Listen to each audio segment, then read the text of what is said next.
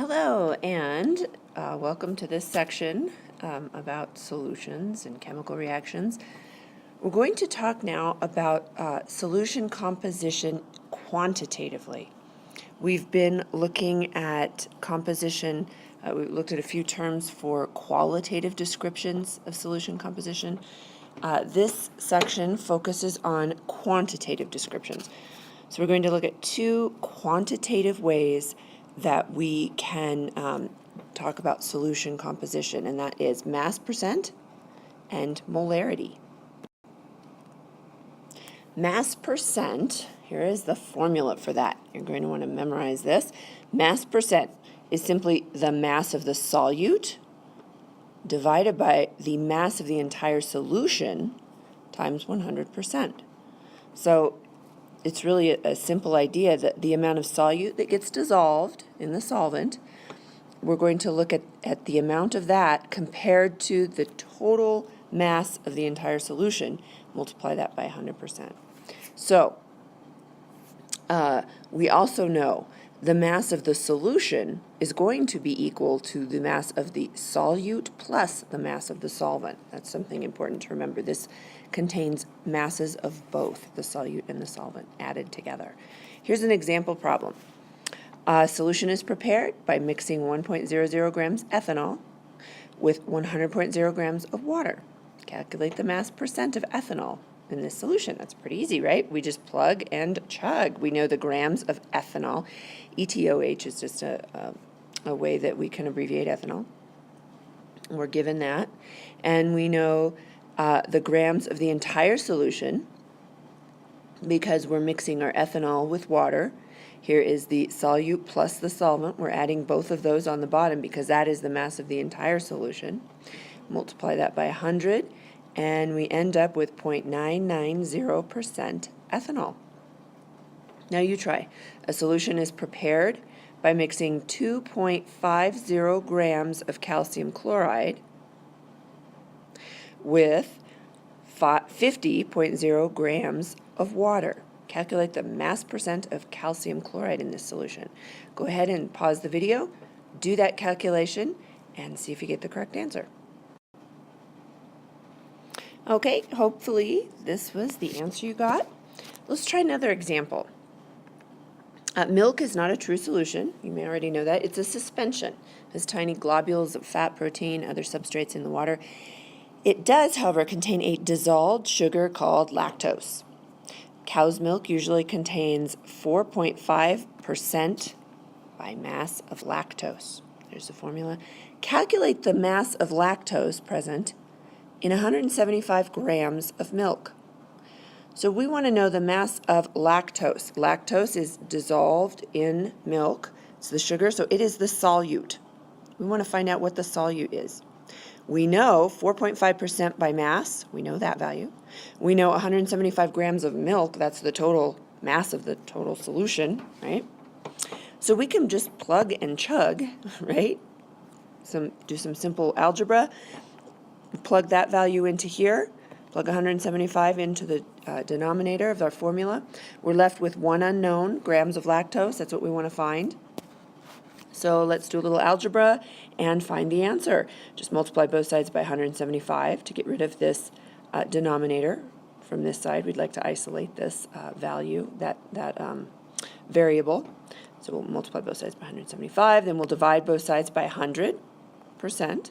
So we can get rid of this term, or this part of this term. When we do that, we have grams of lactose equals all of this. Just put that into your calculator. And we end up with 7.9 grams of lactose. That is the mass of the lactose present, the mass of our solute. Now let's look at a unit called molarity. Molarity is a really important unit in chemistry. We use this all of the time. You're going to use this a lot. This is really how we quantify our concentration in chemistry of different solutions. Molarity is also represented by a capital M, and it is equal to moles of solute per liters of solution. You're going to want to memorize this, memorize this, memorize this. Another way to just think about it, moles per liter. But it's moles of solute per liters of solution. Make sure you know that difference.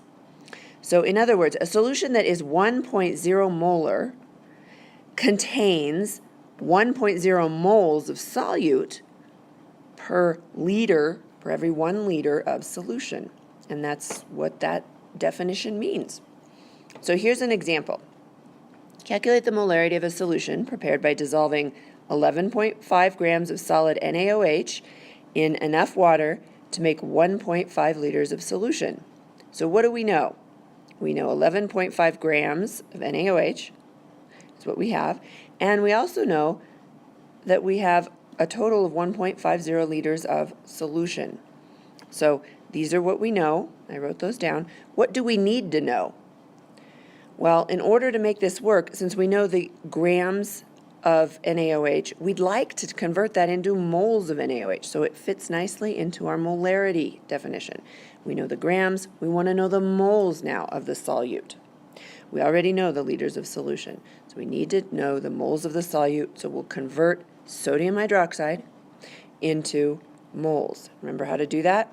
Start with grams, multiply by our conversion factor using the molar mass.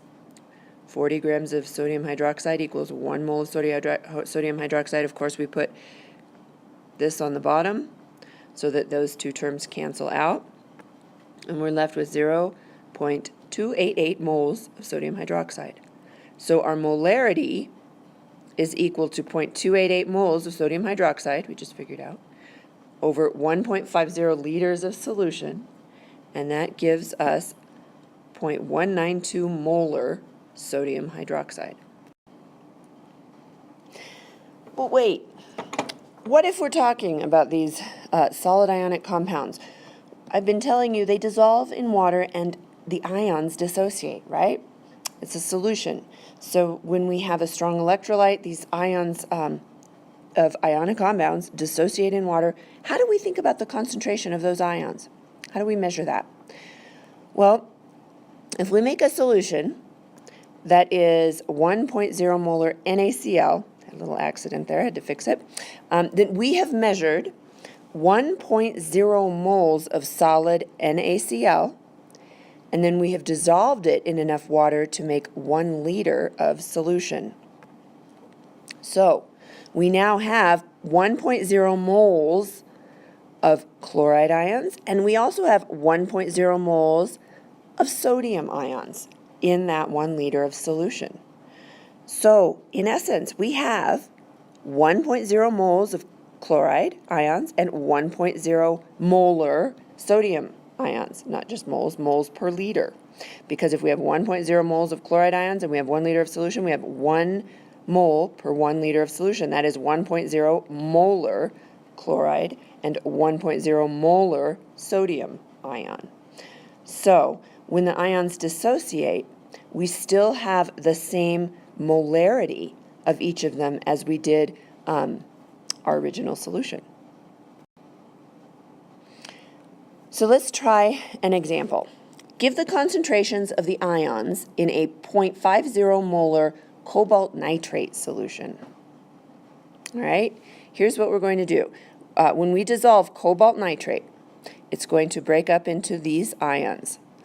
Our 2+ cation, cobalt, and our nitrate ions. They are -1 charge each. We'll have 2 of them when we balance that equation. So here are our ratios. 1 mole of cobalt nitrate solid for every 1 mole of cobalt ion, for every 2 moles of nitrate ion. Those are the ratios, right? We know that from the coefficients, 1 to 1 to 2. So a solution that is 0.50 molar cobalt nitrate is going to contain 0.50 molar cobalt ion, and it's going to contain 2 times 0.50 molar nitrate. In other words, 1 molar nitrate, all right? Because we have 1 mole of solid for every 1 mole of cobalt ion for every 2 moles of nitrate ion. So if we want to know the molarity of each of the ions, we're going to have to multiply the nitrate by 2. Another way to think of this, you can simply multiply by the conversion. 1 mole of the cobalt ion is equal to 2 moles of nitrate ion. And you can set that up also and multiply that. So if we have 0.5 molar cobalt, 2 plus, we can simply multiply by that conversion factor, 1 mole of cobalt, and I don't have quite enough room to write the 2 plus there, 2 moles of NO3, and that will give us the same result, 1.0 molar of nitrate. It's a little messy there, but hopefully you get the idea. So we want to look at the stoichiometry. That's very important to look at the number of moles of everything. So here's a question for you. Can we find the number of moles of a substance in a solution if we know the molarity of the solution? Yes, we can, but we also need the volume of the solution. Okay? That's important because if we know the number of moles of solute, we're going to need to know the volume of the solution, right, to find the molarity. So here's an example. How many moles of silver ions are present in 25 milliliters of a 0.75 molar sodium nitrate solution? In this case, I want a red flag. Milliliters. What units do we need to be in? We need to be in liters, okay? So the first thing we're going to want to know, we know the volume of the solution, 25 milliliters. This needs to be converted to liters, so we'll go ahead and do that, 0.025 liters. We also know the molarity of the solution, 0.75 molar. So we can simply plug those values into our molarity, the definition, right? By definition, molarity equals moles of solute per liters of solution. So when we plug those values into the equation, we get 0.75 molar, because we know that, equals the moles of solute, that we're not really sure what that is yet, but we're going to find out, per liters of solution, 0.025 liters. So our moles of solute is going to be 1.9 times 10 to the negative 2. Now, we're looking at silver ions, all right? Not just silver nitrate, but just the silver ions. There is a 1-to-1 molar ratio, right? So for every 1 mole of silver nitrate that is dissolved in solution, we get 1 mole of silver and 1 mole of nitrate. And I can write this out if you need me to. Solid. When that is dissolved in water, this will be aqueous plus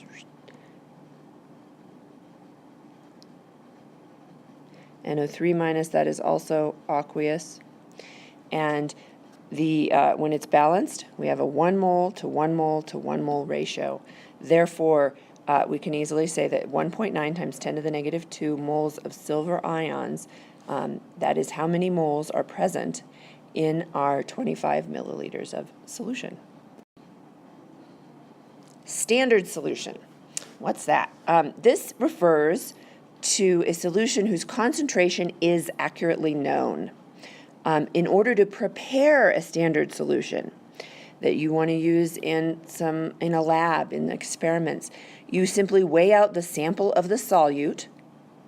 Remember, the solute is what we're dissolving into the solvent. You transfer it. Here they're measuring out the sample. Transfer it into a volumetric flask, and here it's being transferred, and then you add enough solvent, maybe water is your solvent, to bring the volume up to the calibrated mark. So here's the solute being added, and you bring the volume so that the total volume will come up to that mark on the volumetric flask.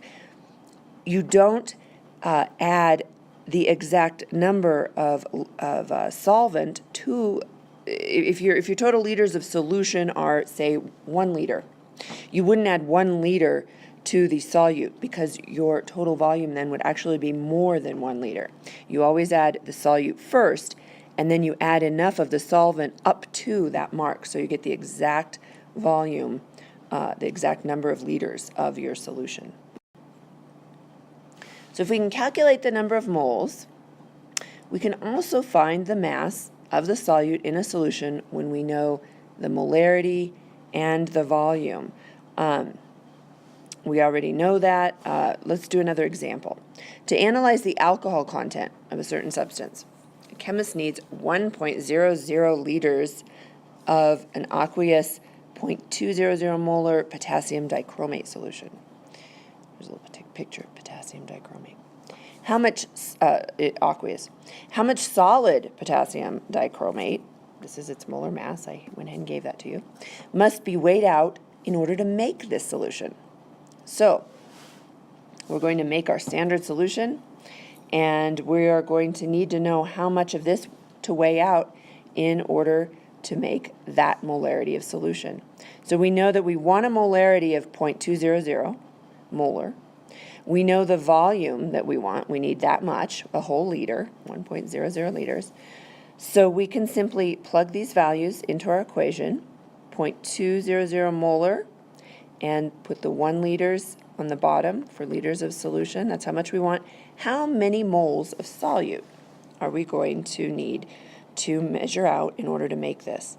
Well, when we go ahead and do the math, we get 0.200 moles of potassium dichromate. That's the number of moles of solid that we're going to need to measure out. Now, as far as I know, I cannot measure moles out in the lab on my balance. So we need to convert this to grams so that this works for us and we can actually measure it and we can make this solution.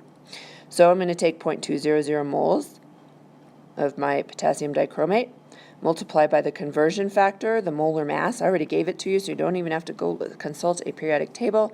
294.2 grams of potassium dichromate to 1 mole. Here's our answer, 58.0, I believe, grams of potassium dichromate. I think I left that out. So that is our answer. That's the number of grams of potassium dichromate that we need to measure out, and then we would fill up to the mark of 1 liter with water. A correction, it's 58.8 grams. So sorry about that little mistake there. And that is how many grams we would need to measure out, and we have our standard solution now. So here are some advanced ideas. If you're interested in looking at percent volume, that is another way to describe solution composition. Percent volume is sometimes abbreviated, let's see down here, percent V over V. And you might see this on bottles of hydrogen peroxide or different items that you might buy in the pharmacy section of the grocery store. Sometimes it's listed this way, percent volume. It is simply the volume of solute over the volume of solution times 100. Very similar to mass percent. Go ahead and try some problems if you want for advanced proficiency on that. Here are a couple that you can look up or that you can do. Make up your own problems. See what you can come up with, and good luck to you, and we'll see you in class.